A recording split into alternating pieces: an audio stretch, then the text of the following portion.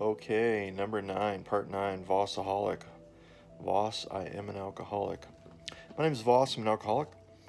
Here we are, Bill's story, page 3, SR, day 3. And we're on the second paragraph. Okay, so I just wanted to take a moment, to share something with you. Hygiene, okay? If you get a hold of this and you're newly sober, okay, I just got out of the shower, all right? I'm growing my hair out, which means Pantene conditioner, 2 minutes in the hair, combing it out, flossing, going to the dentist, taking a shower after you work out, at least, when you stink. Um, so yeah, hygiene, fellas. When we're drinkers, we're just drinking. We may not do our laundry, change our clothes, wear dirty clothes. Like in the Army, they said this: wash your ass. Okay, so I got a little throne reader here, and I picked it up at the DI. And this is off topic, planting the seed here. God's little devotional book for men, for manly men. So I cracked open the book randomly, and I love this. And this sort of all relates, and I'm going to break out a story I was thinking about on this little break. Here it is, the 3rd of September, Tuesday, almost 9 o'clock. And I'm passionate about this, and I'll tell you why. So Sandy Beach was a guy in Florida who had a lot of wisdom to impart. He's sort of one of those guys that maybe he got sober young. I don't know his full story, but no, I kind of do. I think he went to Yale, and he was an Air Force pilot, like a war hero. Came back, probably PTSD, and drank, and then got sober, and then dedicated his whole life to helping men who help men, who help men, who help men, who help men stay sober. And when you have that sort of sphere of influence in such a selfless endeavor of working with drunks, people are lying, cheating, stealing, robbing, um, banging neighbors' wives, whatever it is, just living in the shadows, and you get these epic guys like Clancy, Pacific Group, Bill Wilson, founder of AA, with Dr. Bob. So here's the thing. I think Bill Wilson needed Dr. Bob, and Bob needed Bill, of course, but an introvert really helps an extrovert because they offer a perspective, an insight that the extrovert can't naturally create, and they sort of guide them. So I think that Dr. Bob deserves more credit. But I wanted to share this with you, and another one as well. But it is from the Bible, and if you're not into the Bible yet, you may be one day. But don't shoot the messenger, and try to relate. And this is pretty interesting. The secret of success is to be like a duck, whack whack, smooth and unruffled on top, but paddling furiously underneath, right? Like, amazing. So it says from the Bible, I labored more abundantly than they all, yet not I, but the grace of God, which was with me. So, but for the grace of God, there go I. You'll see that in the rooms. I mean, flags, like things written and stuff. But for the grace of God, there go I. I got a lot of grace. I've gotten just 3 off the top of my head. This apartment was from a friend in recovery who basically was a laydown and didn't have to do a credit check. It's in the middle of a really nice area. A duplicate apartment complex next to it has rents of around $1,000, $1,100, and I'm paying $7. It's got its issues. It's worth $7, but it could be more. People could pay. You could pay too much. So you got the hygiene note. You got that. The other one is a little personal of recent, and it's really profound, and I'm catching feelings on it, and I'm sort of glad I'm not finding it, because I really don't want to share it. The duck one is fun, right? Work your ass off when no one's looking. Anyways, I'm glad I didn't find it. Here it is. I found it. Ooh. Dang. So I'm gonna avoid this for a second. Sandy Beach, Florida. He died. Look at you, my friend. Whether you like it or not, whether you know it or not, and this was told to me. You, my friend, are the future of Alcoholics Anonymous. You. Okay? You're like the Marvel hero, and these are the early days, and you don't know what you're going to do on this planet that's going to affect millions of people. Amazingly, you don't know. So you're a hero, so stick around for the journey. And I heard if you try to kill yourself, that's not suicide, it's homicide, because you're killing the wrong person. You don't even know who you are yet. You don't even know what you can become, what you're capable of, what God has you on this planet for, what purpose. You don't even know who you'll be in 10 years.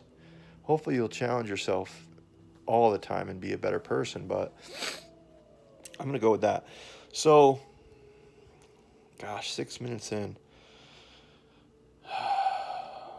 I guess I'm giving my personal life, my personal stories. Don't do this.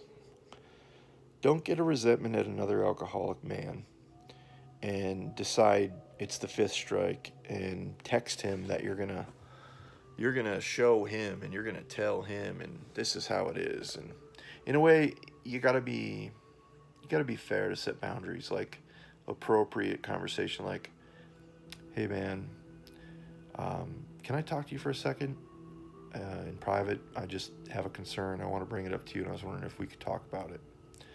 That's sort of like if you say it slower. I'm East Coaster, personality types ENTJ. We talk fast. East Coast type. Out west they talk real slow. They're not in your face. But this guy pissed me off, right? And it was the fifth time. And I had it, it's his ego, it's him trying to be an alpha male. It's not how AA should be, especially in front of other new guys who are new. It's not about power. It's not about your power over my power. It's about servitude. It's about serving your fellow man, your brother, from a place of love. And this guy was in a place of fear, and he dominated the conversation and punked me out. And I'd had it because it'd been like the fifth time. So I'm on the throne. I read this. A man never discloses his own character so clearly as when he describes another. Okay? So if you've gotten into these half-hour skit bits of mine and you've followed through to be here on part 9, hopefully you're far along enough where you might even have completed your fifth step with me or your current sponsor. Hopefully this is going to go to a place where I'm sponsoring guys and they're sponsoring guys and they catch this. Because look, it's going to be easy. You can watch it at night. It beats watching porn. That's a whole nother thing. I already dropped a little subtle subtext notice on day 3. You didn't catch that. Hopefully you did. But I feel a lot younger. This is why I look younger, is when you are abstinent of porn, beating the clown, spanking the monkey. So I'm so avoiding this the story. It's painful because I don't want to be harsh to people, but you have to be sometimes for them to sink into their thick heads. But it says from the Bible, it says, a good man out of the good treasure of the heart bringeth forth good things, and an evil man out of the evil treasure bringeth forth evil things. Matthew 12:35. So if you contemplate that, meditate on it, think about it, mix it up, master mix it, remix it, scratch a few records, DJ the shit out of this, it's basically saying don't take other people's inventory. Don't say bad things. It's hard. They call it the natural man. You like my spooky tooth? So when I get it looking right for the smile, even though it's discolored from coffee and cigars, 10 years ago I smoked cigars, but for like 20 years, I have an overbite, and it hits this tooth and pushes this guy in. All right, look at that, showing you my hygiene. So this fella, personal trainer, fairly good-looking guy, has a girlfriend. I took his inventory, and Look at character defects, that's step 6. But when people keep continuously acting the way they act and they impose their will on you for the purpose of like dominating and being egotistical, enough is enough. And so what we're supposed to do when we have a resentment is we're supposed to be the spiritual warrior, take the higher ground, and pray for the person for 2 weeks. It says it in the big book. I've done this practice. I've prayed for a man for 8 years. That's a doozy of a story. It's not Voss's story tonight, it's Bill's story, so we'll move on. I just want to give you those 2 biblical quotes. But essentially, in this text, this dude, I called him a dick. I said, "Hey, Dick," and I blasted him a long text. And I was like, "5th time, this is how you've conducted yourself." And that guy's never going to apologize. But the boundary is set for the conduct and the expectation of being in situations with this fella that hopefully he'll get a clue that the big dog is going to roar up and bark. And, it shouldn't have to come to that. It shouldn't ever, ever have to come to that where you are speaking almost belligerently. But what I did tell him was what I do know is that when you are doing well and things are going great and you take back your will as a man and your ego and your pride and you start trying to exert your dominance in groups on other fellows, and especially in the program, you are going to relapse. You're punking your brothers, These are the people who care about you. So I hope this guy is intelligent enough. He's I guess, really good at chess. So I'm going to say he's probably really intelligent. But I also know a lot of his story. And I basically called him a mama's boy and a few other evil things from the book of Matthew. But I lit him up, you know. I'd had it, and I got no reply, no text. Text is weak. Call somebody. I tried calling them, but I don't know. You see a lot of shells of men here in Utah. They look good. Their body's in shape. They're super, what's it called? Vain. Incredibly vain. Egotistical. And they get off on judging others to make themselves feel better because they're actually insecure. They're a shell of a man. They're made from their families. They're not self-made people. I'm in a whole nother state, 2,200 miles away from my home. I'm hoeing my own road here. I'm a pioneer. And you stole... I don't want to go into it. But resentments are not good. They're poison. They're poisonous. They're infectious. They're negativity. So when you have a resentment, what you got to do is probably talk about it with your sponsor or a fellow warrior companion in AA, a battle buddy, a broski. And you got to discuss things, not to gossip about their reputation, but come from a philosophy and a mindset of what we learn here from the Big Book of Alcoholics Anonymous. So I reviewed it with my sponsor. I reviewed it with a mutual friend of his too. And basically, for me to, I prepared him for the blast too, firing one over the bow. I said, hey, it's in the Big Book, we step on the toes of our fellows and they retaliate. And I wrote, here's my retaliation.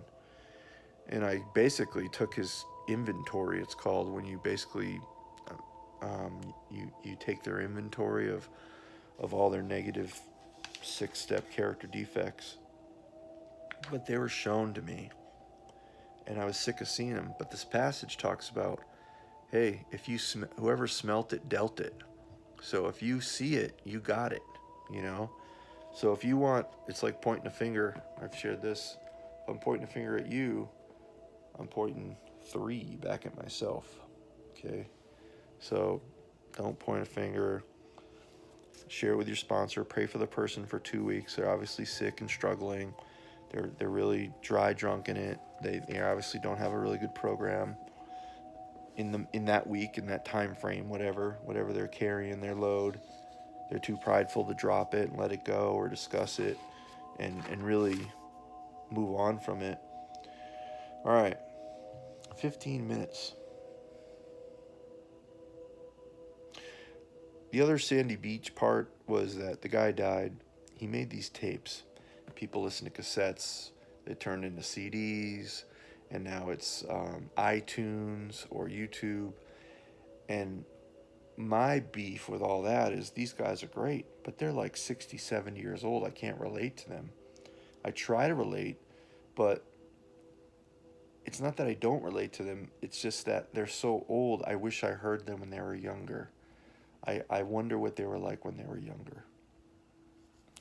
And so now what I'm doing is I'm sort of putting this out there to a private group, and I hope that I can stay sober long enough with multiple years, 20, 30, 40, 50, 60 years, and this can kind of be looked back on as and laughed at, and also help a lot of people. Um, so Bill's story's tough. No one wants to read anymore. They want it sooner, faster, quicker. I want to listen to Audible, listen to a book. I don't want to sit down and read a book. I want to look at a iPad. Well, doing that late at night, the blue light keeps your brain activated. You're not going to sleep a good night. You're going to wake up with anxiety because you have deadlines and work pressure to meet. You need an orange filter. So it's getting late. I have a routine. I'm starting into it. I usually walk around.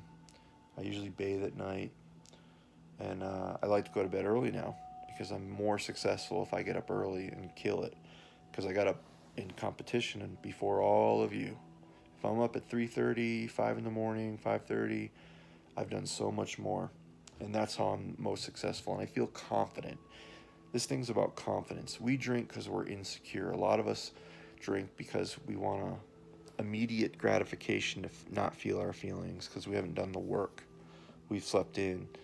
We've been slothful. The whole laundry list. For the next few years, fortune threw money and applause my way. I had arrived. I mentioned that. I had a rolled gold pretzel commercial, 37 grand. So where do you relate to this? Have you arrived in any endeavor? I want you to highlight and underline that, and maybe in a notebook sort of write it out so you can emulate this process for when someone asks you to sponsor them. My judgment and ideas were followed by many to the tune of paper millions. Okay, what are we saying here, Bill? My judgment and ideas were followed by many. Okay, so it's sort of like he becomes Leonardo DiCaprio in The Wolf of Wall Street, whatever that guy was, that movie was about. Yeah, so he basically has figured out a lot of things and he's making money. The great boom of the late 20s was seething and swelling. So after 2008, or let's say the internet boom, we had an internet boom. In 2000, we had a real estate boom because they messed up the whole financial structure with real estate and war bonds, and people were making hundreds of thousands of dollars flipping properties. And then '08 was the crash. So you have a boom, you have a crash. Boom, crash, boom, crash, boom, crash. It's sort of always going to be that way with things, the internet, stocks, always booms, always crashes. I wish I rode those real estate and internet boom waves. That would have been rad. So I can't really relate to riding a swell or a boom like that. Drink was taking an important, exhilarating part of my life. Well, when I started booking commercials in Los Angeles in my young 20s, and I was a golf caddy making for 4 hours, $100, working a half day, cash in hand, eating a $3 sub, riding a scooter, living in Venice Beach with roommates that paid rent down. I mean, I was insulated financially pretty well because I was on my own. When you're on your own, you're on your own. And you got to always have backup plans, and you got to know what's going on.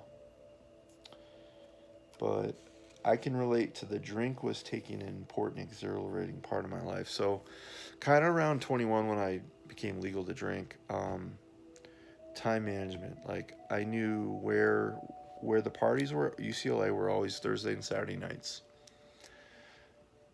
Monday nights were Monday Night Football on La Cienega at Acapulco's, and they had $1.35 margaritas.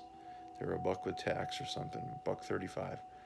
Free taquitos, free tacos, pico de gallo, and me, I'm across from the Canon Theater where professional actors would do readings, and I would go there to learn how to write and try to read there and network, and then I'd go over to Acapulco's to watch football. So that was my routine. I grinded. I grinded all day, all night. That's how it's got to be when you're 20 and trying to be an actor. And Tuesday nights were chill. Wednesday nights were kind of like a hump night. Like that's the joke. Like go out and try to get laid. Also, Wednesday nights were there's a bar called Armadillos in Brentwood, and they had a drink special for hump night. So you go to the watering hole, you try to get laid, and you're drinking cheap, good beer because it's a dull Wednesday night. It's not a weekend night. Thursday, most people at UCLA State College, they didn't set up classes for Friday, so they wanted to party. So they grinded hard. Party was Thursday night. Um, Friday night's always a party night, anywhere, everywhere. So people are having their own personal parties. So that's when I would throw parties. I would have parties at my Venice Beach house. Saturday nights, back to UCLA around Westwood. Loved the college kids, having fun. We're about the same age. I was only about 20. I was the same age, 23, 24. No, 23, 22, 23. And then Sundays was sort of like, all right, I'm going to confess my sins, lock it up, go to church, change everything the following week. It's all going to get great. However, this knucklehead moves in with a Canadian who loved to drink on Sundays because he hated church, he was rebellious, and on Sunday nights, because no one went to bars, they had drinking at night. And so I would try to go to church and be good and pray and be all spiritual. However, if you can't watch football at the house, they got on at the bar. If the bar is 100 yards from your house, you do the math. You're going to walk home drunk. So I had a night to drink inexpensively all the time.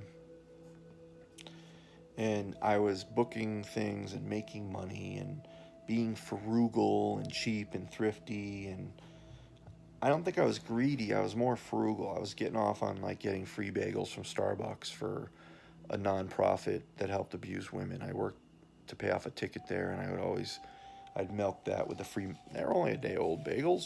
I can eat those. So I was a survivor. Uh, there was loud talk in the jazz places uptown.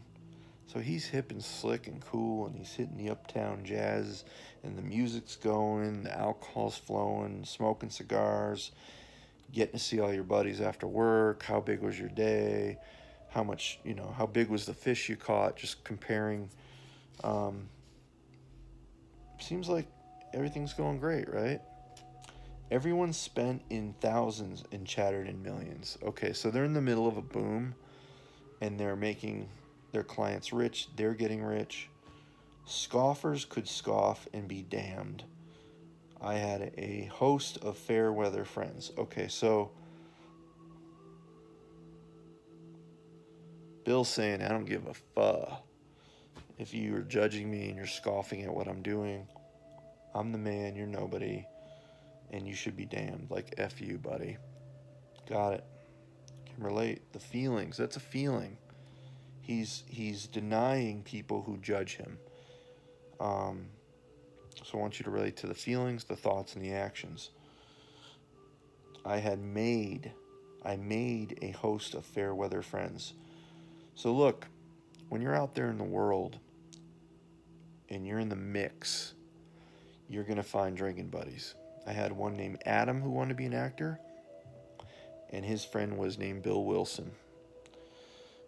And Bill had a hustle with credit cards, and he was getting people hooked on their credit, overspending. They'd owe him. He'd make a lot of interest on it. He was a hustler. He's also a great pickup artist. And so having him as a wingman always worked out because they were just manipulating girls' feelings and girls were getting aroused, and it was so much fun. We had some wild times on Monday nights. Crazy, fun, sexy, hot girls. Um, but I relate to Bill saying I made a host of fair weather friends. If I got hurt, Bill wasn't going to come see me in the hospital, or Adam, they weren't going to come visit. John B., who's in Southern California, who's about a 6'6" black dude, who's my brother from another mother, lifelong friend. When I was hurt, he came to see me. And he never, ever, ever said a bad word to me, ever. He came to visit me when I was injured. I mean, I think because we were both trying to be college football players, but he's now one of us, and he supports a lot of people, sponsors a lot of guys. I got to reach out to him, give him a shout out. He was also kind of a player. He was also homeless. I also gave him clothes that fit only him because he was so big and I'm big.